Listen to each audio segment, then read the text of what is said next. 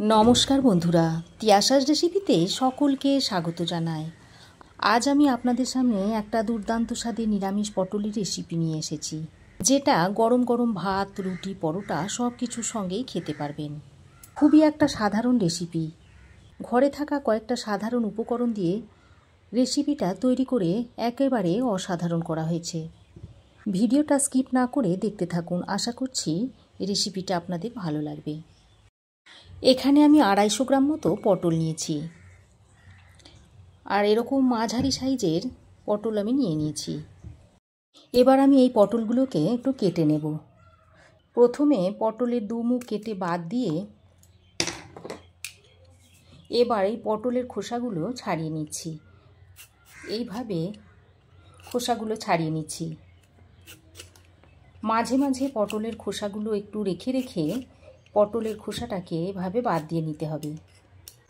পটলের গায়ে যদি এইভাবে অল্প অল্প খোসা রেখে রেখে পটলটাকে ছাড়িয়ে নেওয়া যায়, তাহলে রান্নার পরে পটলটা আর গলে যাবে না। এইভাবে একটু খোসা রেখে রেখে পটলের খোসাগুলোকে আমি বাদ দিয়ে দিয়েছি। তারপর মাঝখান বরাবর পটলটাকে কেটে নিচ্ছি। এইভাবে পটলটাকে 2 টুকরো করে নিয়েছি।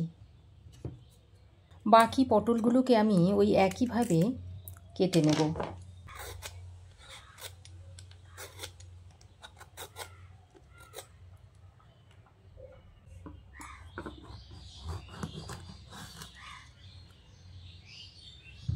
তো বন্ধুরা, পটল অনেকেই খেতে চান না, তবে এইভাবে আজকে আমি যেভাবে রান্না করছি এইভাবে একবার পটলটা রান্না করে খেয়ে দেখবেন। আশা করছি যারা পটল খেতে অপছন্দ করেন তারাও চেটেপুটে খেয়ে নেবে। দেখুন, সমস্ত পটলের খোসা বাদ দিয়ে পটলগুলোকে 2 ভাগে ভাগ করে নিয়েছি। এবার এই পটলগুলোকে একটা প্লেটের মধ্যে তুলে নিচ্ছি। তারপর পটলগুলোকে আবারও একবার ভালো করে ধুয়ে নিয়েছি। এবার আমি এখানে 2টো মিডিয়াম সাইজের আলু নিয়েছি। এবার এই আলুর খোসা দুটোকেও আমি ছাড়িয়ে নিয়েছি। এবার এই আলুগুলোকে একটু চৌকো করে কেটে নেব।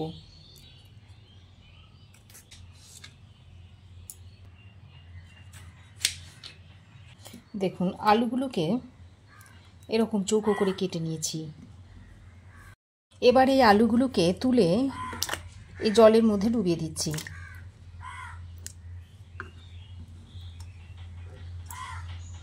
এবার রান্নাটা করার জন্য প্রথমেই আমি একটা ভাজা মশলা তৈরি করে নেব। তার জন্য কড়াইয়ের মধ্যে দিয়ে দিচ্ছি 2টো শুকনো লঙ্কা, দিয়ে দিচ্ছি 1 চামচ গোটা জিরে, আর দিয়ে দিচ্ছি 1 চামচ গোটা ধনে। এবার গ্যাস অন করে শুকনো কড়াইয়ে মশলাটাকে ভেজে নিতে হবে। গ্যাসের ফ্লেমটা লোতে করে মশলাটাকে ভেজে নেবেন। গ্যাস বাড়িয়ে যদি মশলাটা ভেজে নেন তাহলে মশলাটা পুড়ে যাবার ভয় থাকবে, আর মশলা পুড়ে গেলে তরকারিটাও খেতে ভালো লাগবে না। দেখুন, লো টু মিডিয়াম ফ্লেমে অনবরত নেড়ে চেড়ে মশলাটাকে আমি ভেজে নিয়েছি। এবার মশলাটাকে আমি একটা পাত্রে ঢেলে নিচ্ছি। তারপর এটাকে একটু হালকা ঠান্ডা করে গুঁড়িয়ে নিতে হবে। এবার আমি মশলাটাকে হালকা একটু ঠান্ডা করে নিয়েছি। তারপর শিলের মধ্যে নিয়ে গুঁড়ো করে নিচ্ছি। দেখুন, ভাজা মশলাটাকে আমি এরকম করে গুঁড়ো করে নিয়েছি। তারপর একটা বাটির মধ্যে তুলে রেখে দিচ্ছি।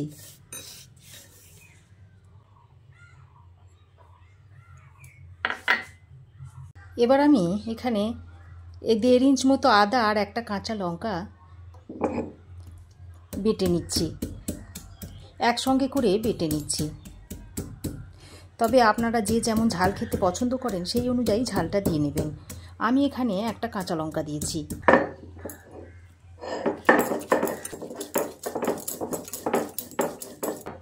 দেখুন, আদা ও কাঁচা লঙ্কাটা বাটা হয়ে গেছে। এবার এটাকে আমি একটা বাটিতে তুলে নিচ্ছি। এবার কড়াই গরম করে দিয়ে দিচ্ছি তেল। রান্নাটা আমি সর্ষের তেলেই করছি। বেশ খানিকটা পরিমাণ সর্ষের তেল আমি কড়াইয়ে দিয়ে দিয়েছি। এবার তেলটা গরম হয়ে এলে কেটে ধুয়ে রাখা পটলগুলো এর মধ্যে দিয়ে দিচ্ছি।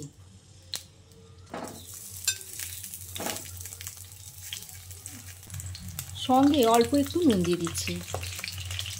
দিয়ে পটলগুলোকে তেলের মধ্যে ভালো করে নেড়ে চেড়ে মিশিয়ে নিতে হবে। তারপর পটলগুলোকে লালচে করে ভেজে নেব। দেখুন, এই পটল ভাজার সময় আমি আর হলুদটা দিলাম না। হলুদ দিয়ে পটলটা ভাজলে পটলটা কালচে কালচে হয়ে যায়, তাই আমি আর হলুদটা দিলাম না। দেখুন, পটল লালচে করে ভেজে নিয়েছি। এবার পটলগুলোকে তুলে একটা পাত্রে রেখে দিচ্ছি।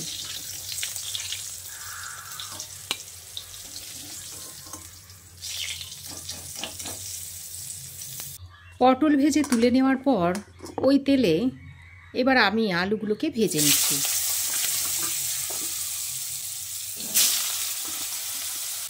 আলুগুলোকে দিয়ে তেলের সঙ্গে ভালো করে নাড়াচাড়া করে ভেজে নিতে হবে। আলুতে যতক্ষণ না একটা লালচে রং ধরে আসছে ততক্ষণ আলুগুলোকে এইভাবে ভেজে নিতে হবে। দেখুন বন্ধুরা, আলু আমি লালচে করে ভেজে নিয়েছি। এবার আলুগুলোকেও তুলে নিচ্ছি। তুলে এই পটলের পাশেই রেখে দিচ্ছি। আলু ভেজে তুলে নেওয়ার পর ওই তেলের মধ্যে দিয়ে দিচ্ছি এলাচ, লবঙ্গ, দারচিনি, আর দিয়ে দিচ্ছি অল্প একটু গোটা জিরে। এবার ফোড়নটাকে কয়েক সেকেন্ড ভেজে নিতে হবে। এবার এর মধ্যে আদা ও কাঁচা লঙ্কার পেস্টটা দিয়ে দিচ্ছি, আর দিয়ে দিচ্ছি অল্প 1 পিঞ্চ মতো হিং। এবার আদা, কাঁচা লঙ্কা ও হিংটা দিয়ে ভালো করে নেড়েচেড়ে মিশিয়ে নিচ্ছি। আদা, কাঁচা লঙ্কা, হিংটা দিয়ে ভালো করে নেড়েচেড়ে মিশিয়ে নিয়ে এর মধ্যে দিয়ে দিচ্ছি টমেটো পেস্ট। এখানে আমি একটা বড় সাইজের টমেটোকে পেস্ট করে দিয়ে দিচ্ছি। এবার টমেটোটা দেওয়ার পরপরই এর মধ্যে দিয়ে দিচ্ছি স্বাদ মতো নুনটা। রঙের জন্য দিয়ে দিচ্ছি 1 চামচ কাশ্মীরি লঙ্কার গুঁড়ো, আর দিয়ে দিচ্ছি 1 চামচ হলুদ গুঁড়ো। এবার সব কিছুকে একসঙ্গে ভালো করে কষিয়ে নিতে হবে।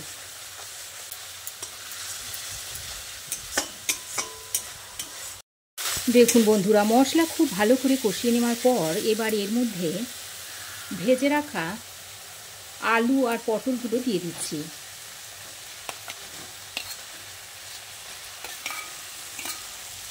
আলু ও পটলগুলো দিয়ে মশলার সঙ্গে ভালো করে মিশিয়ে নিচ্ছি।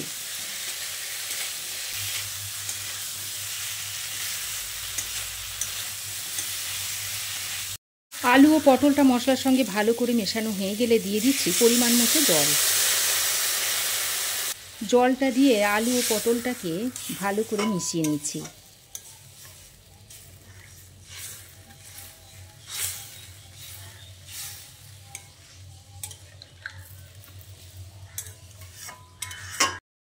এবার ফুটে আসলে ঢাকা দিয়ে 6 থেকে 7 মিনিট মতো রান্না করে নেব।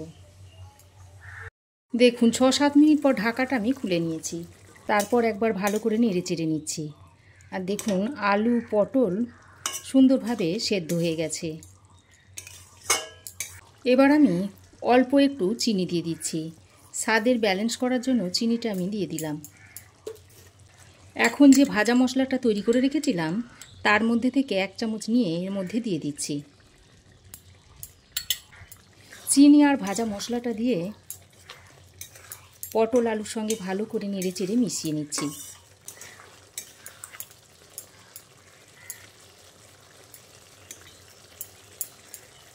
তারপর সব শেষে একটু ঘি ছড়িয়ে তরকারির সঙ্গে নেড়েচেড়ে মিশিয়ে দিয়ে তরকারিটাকে নামিয়ে নেব। দেখুন, আলু পটলের নিরামিষ তরকারি এখন সার্ভ করার জন্য রেডি হয়ে গেছে। এটা আপনারা ভাত, রুটি, পরোটা সব কিছুর সঙ্গেই সার্ভ করতে পারবেন। তো আপনারাও একবার এভাবে বানিয়ে খেয়ে দেখবেন। দেখুন, গ্যাসের ফ্লেম বন্ধ করে আরও কিছুক্ষণ স্ট্যান্ডিং টাইমে দেওয়ার পর তরকারিটা আমি সার্ভ করে আপনাদের দেখাচ্ছি।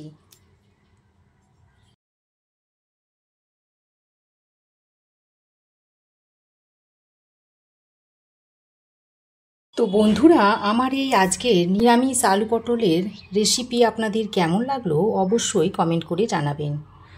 ভালো লাগলে একটা লাইক ও শেয়ার করবেন। পাশে থাকা বেল আইকনটাও অবশ্যই প্রেস করবেন। আর আমার চ্যানেলে নতুন বন্ধু হয়ে থাকলে প্লিজ চ্যানেলটা সাবস্ক্রাইব করার অনুরোধ রইল। আজ এ পর্যন্তই। আবার দেখা হবে নতুন কোনো রেসিপি নিয়ে নেক্সট এপিসোডে। সে পর্যন্ত ভালো থাকবেন, সুস্থ থাকবেন। ধন্যবাদ।